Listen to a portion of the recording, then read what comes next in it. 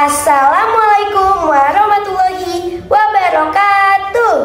Perkenalkan, nama saya Dina Lekan Basteli dari kelas 71 absen 15. Pada kesempatan kali ini saya ingin mempresentasikan rangkuman bab 6 IPA kelas 7 dari A sampai E yang berjudul Ekologi dan Keragaman Hayati di Indonesia. A. Bagaimanakah pengaruh lingkungan terhadap suatu organisme? 1. Lingkungan makhluk hidup. Lingkungan makhluk hidup adalah tempat di mana organisme hidup dan berinteraksi dengan komponen lainnya. Lingkungan ini mencangkup segala sesuatu yang mempengaruhi kehidupan organisme, seperti kondisi fisik, iklim, dan keberadaan makhluk hidup lain.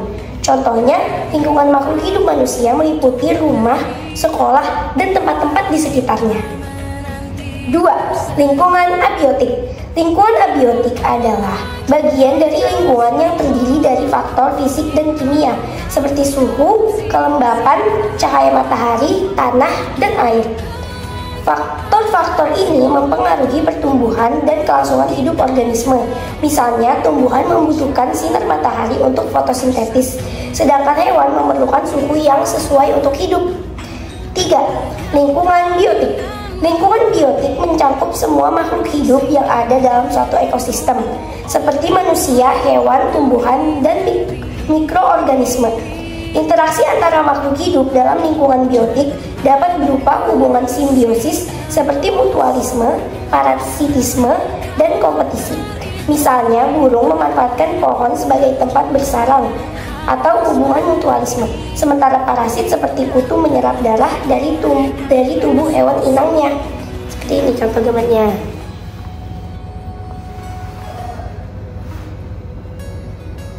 B. Bagaimanakah interaksi antara komponen penyusun suatu ekosistem? 1. Ekosistem.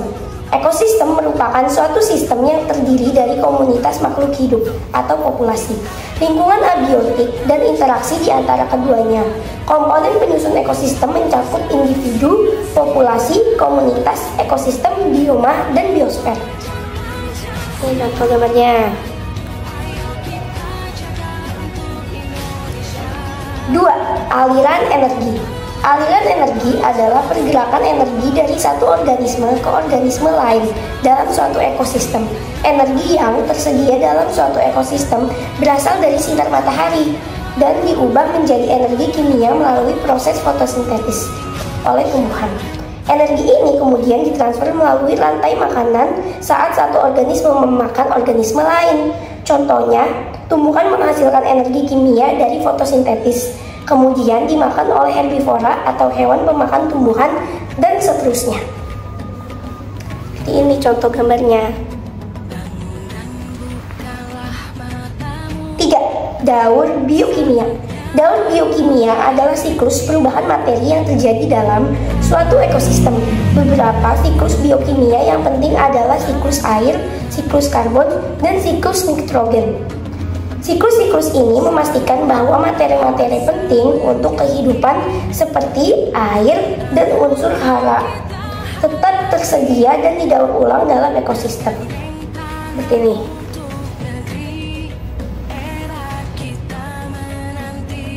4. Interaksi antar komponen ekosistem. Interaksi antar komponen ekosistem adalah hubungan timbal balik antara komponen penyusun ekosistem. Contohnya, predasi adalah interaksi antara predator atau pemangsa dan mangsa. Predasi membantu mengontrol populasi organisme dan menjaga keseimbangan ekosistem. C. Perbedaan keanekaragaman hayati Indonesia dengan di belahan dunia lainnya. 1. Persebaran flora dan fauna di Indonesia. Indonesia memiliki keanekaragaman hayati yang tinggi karena posisinya sebagai negara kepulauan dengan berbagai tipe ekosistem, seperti hutan hujan tropis, terumbu karang, dan padang savana. Keanekaragaman hayati di Indonesia mencangkup berbagai spesies flora dan fauna endemik yang hanya ditemukan di wilayah Indonesia. Ini contoh gambarnya. 2. Ancaman keanekaragaman hayati di Indonesia. Keanekaragaman hayati di Indonesia menghadapi berbagai ancaman, termasuk perambahan hutan, perburuan liar, dan konversi lahan menjadi perkebunan atau tambang. Ancaman ini menyebabkan hilangnya habitat alami bagi banyak spesies flora dan fauna, serta mengancam kelestarian ekosistem. D. Bagaimanakah pengaruh manusia terhadap ekosistem? 1. Pertanian dan pangan. Praktik pertanian dapat menyebabkan perubahan ekosistem seperti deforestasi untuk membuka lahan pertanian. Selain itu, penggunaan pestisida dan pupuk kimia juga dapat mengganggu keseimbangan ekosistem. Ini contoh gambarnya. 2. Kerusakan habitat. Kerusakan habitat alami akibat pembangunan, pertambangan, dan kegiatan manusia lainnya menyebabkan berkurangnya ruang hidup bagi flora dan fauna. Sebagai contoh, hilangnya hutan hujan menyebabkan kepunahan spesies yang hanya ada di habitat tersebut. Seperti ini contohnya. 3. Polusi. Polusi udara, air, dan tanah akibat dari kegiatan industri dan transportasi dapat membahayakan kesehatan manusia dan mengancam kehidupan makhluk di ekosistem. Seperti ini contoh gambar.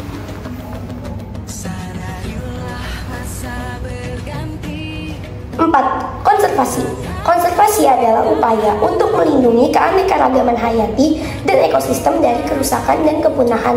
Beberapa langkah konservasi meliputi pendirian taman nasional, cagar alam, dan penegakan hukum terhadap perdagangan ilegal flora dan fauna. Seperti ini contoh konservasi.